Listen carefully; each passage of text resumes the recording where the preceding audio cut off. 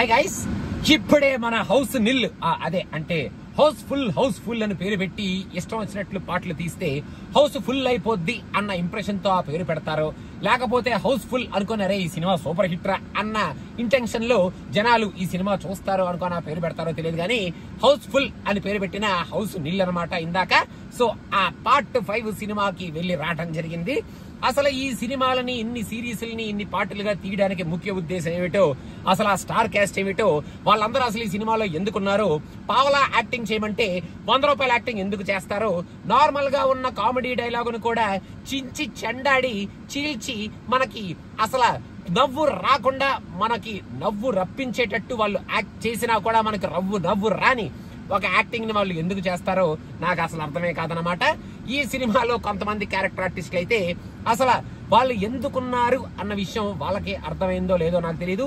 వాళ్ళు సినిమా చూసుకున్నప్పుడు హే మనం సినిమాలో ఉన్నారా అనుకొని వాళ్ళకి వాళ్ళే సర్ప్రైజ్ అవుతారేమో అనేటట్టు కొన్ని క్యారెక్టర్లు ఉంటాయన్నమాట. వాళ్ళు అలా ఉంటారు, అలా తిరుగుతూ ఉంటారు, ఏమీ మాట్లాడరు, 1-2 డైలాగులు చెప్తారు, తర్వాత అసలు వాళ్ళు ఎందుకున్నారో వాళ్ళకే అర్థం కాదు, మనకు అసలు అర్థం కాదనమాట. ఇంకా మన లీడ్ కాస్ట్ ఎవరైతే ఉన్నారో అక్షయ్ కుమార్ నార్మల్ గానే అలా చేస్తాడనమాట యాక్టింగ్.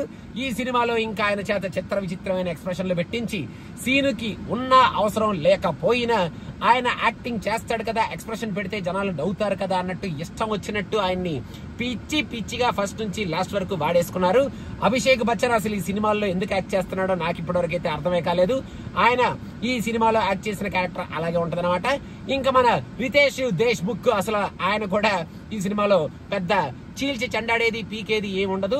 నాకు హౌస్ఫుల్ ప్రీవియస్ పార్ట్ లో అబ్బాల అది యాక్చువల్ గా ఇంకా చాలా హిలేరియస్ గా చాలా కామెడీగా, ఆ సినిమాలో మన అక్షయ్ కుమార్ క్యారెక్టర్ గానీ కొంచెం ఆ పీరియడ్ సెటప్ అది కొంచెం బెటర్ కామెడీ అనిపించింది ఈ సినిమాలో ఉన్న కామెడీ కన్నా. ఈ సినిమాలో ఫస్ట్ నుంచి లాస్ట్ వరకు కామెడీ అన్నట్టు అక్కడ ఏవో సీన్లు నడుస్తూనే ఉంటాయి. వాళ్ళు కొట్టుకుంటుంటారు, కింద పడుతుంటారు, పైన పడుతుంటారు, దేకుతుంటారు, పాకుతుంటారు, వాళ్ళకి వాళ్ళే అని చెప్పేది ఏదో ఎక్స్ప్రెషన్లు పెడుతుంటారు. వాళ్ళే కాకుండా పక్కన వాళ్ళ చేత కూడా పెట్టించి ఆడియన్స్ కూడా ఆ ఎక్స్ప్రెషన్ పెట్టడానికి ట్రై చేస్తారేమో అనేటట్టు అలాంటి ఎక్స్ప్రెషన్లు చాలా ఉంటాయి అన్నమాట ఈ సినిమాలో.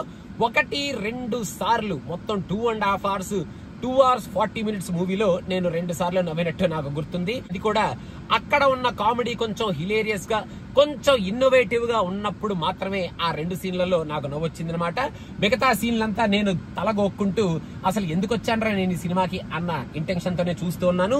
ఈ సినిమాలో వాళ్ళు ఏదో మర్డర్ మిస్టరీ, అదేదో క్రూజ్ షిప్ లో మర్డర్ అవుద్ది అది అన్నట్టు ఏదో షెర్లాక్ హోమ్స్ రేంజ్ లో మర్డర్ మిస్టరీ అన్నట్టు ఏదో స్టార్ట్ చేస్తారనమాట. ఆ స్టార్ట్ చేసిన మర్డర్ మిస్టరీని అటు మిస్టరీలో కాకుండా ఇటు కామెడీలో కాకుండా జనాల్ని ఒక హిస్టీరియా పొజిషన్ లో పెట్టి జనాలకి ఒక మిస్టరీ ఈ సినిమా చూడటం అనేటట్టు ఆ మిస్టరీని కొనసాగిస్తూ ఉంటారు. లాస్ట్ కి వచ్చేటప్పటికే ఈ సినిమాలో మన పరిస్థితి ఎలా ఉంటదంటే, ఒరే చెప్పేంట్రా మేము వెళ్ళిపోతాంరా, ఆ మిస్టరీ ఏదో సాల్వ్ చేసి ఆ కిల్లర్ ఎవడో చూసి వెళ్ళిపోతాంరా అన్న కైండ్ ఆఫ్ చిరాకు. చెప్పండి రా, ఇంకా చెప్పండి, ఇప్పటి వరకు చూసాం కదా ఇంకా కిల్లర్ అది కూడా చూస్తాం అన్న కైండ్ ఆఫ్ విరక్తితో మనం కిల్లర్ కోసం వెయిట్ చేస్తాం. కానీ ఒక ఎక్సైట్మెంట్ తో ఒక యాంగ్జైటీతో మనం కిల్లర్ కోసం వెయిట్ చేయం బాబు. ఈ సినిమాలో పొరపాటున కూడా లాస్ట్ లో అసలు వాళ్ళు ఈ కిల్లర్ ని రివీల్ చేసిన పద్ధతి ఏదైతే ఉంటుందో, ఆ కిల్లర్స్ ఎవరు అని మనకి తెలిసిన ఆ సీన్లు ఏవైతే ఉంటాయో హౌస్ఫుల్ 5 అని చెప్పి ఈ 5,000తో స్టాంప్ వేసినట్టు ఆ సినిమా టైటిల్ వేస్తారనమాట. ఆ 5,000లో ఒక్కసారి చూసుకొని ఫేటా 2 సార్లు కొట్టుకొని అనుకొని మనం థియేటర్ నుంచి బయటకు వెళ్ళిపోతాం. ఎప్పుడైతే ఆ కిల్లర్ తెలుస్తారో ఆ థియేటర్ లో ఉన్న 2-3 కూడా హౌస్ ఫుల్ అనుకొని థియేటర్ లో కూర్చున్న వాళ్ళు కూడా హౌస్ నిల్లు చేసి థియేటర్ నుంచి బయటకు వెళ్ళిపోతారు. అలా ఉంటదన్నమాట. ఈ సినిమాకి నేను బాగా ఎంజాయ్ చేసిన క్యారెక్టర్లు మన Jackie Shroff character, Sanjay Dutt character, Nana Patekar character, వీళ్ళ ముగ్గురు తప్ప ఇంకా ఈ సినిమాలో ఏ క్యారెక్టర్ వర్త్లెస్ అనమాట. ఏ క్యారెక్టర్ మనల్ని అట్రాక్ట్ చేయదనమాట. ఏ కామెడీ సీను, ఏ కామెడీ డైలాగు, ఆ పాటలు కూడా అయ్యోయో హనీ సింగ్ పాకి ఇచ్చక్ పాకి అన్నట్టు ఏదో పాటలు వస్తూ ఉంటాయి.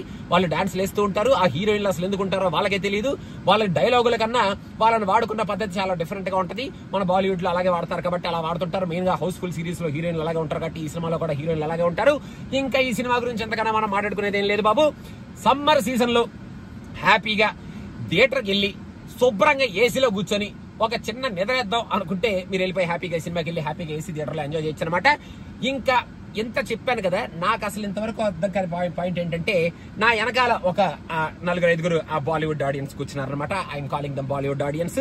వాళ్ళు మాత్రం అక్కడ అక్షయ్ కుమార్ ఏమి చేసినా అభిషేక్ బచ్చన్ ఏమి చేసినా, రితేష్ దేశ్ముఖ్ ఏమి చేసినా, అసలు చేసినా చెయ్యకపోయినా పడి పడి పడి పడి చప్పట్లు కొట్టేసుకొని ఒకరి మీద ఒకరు పడిపోయి రాసేసుకొని అబ్బాబ్బా బర్రె అని చెప్పి పెచ్చపెచ్చగా నవ్వుతున్నారు. మరి ఇలా నవ్వుతున్నారు కాబట్టి ఈ సిరీస్ ఇలా తీస్తున్నారా, లేకపోతే నాలో ఏమైనా మార్పు వచ్చి నేను నవ్వలేకపోతున్నానా నాకైతే అర్థం కాలేదు బాబు.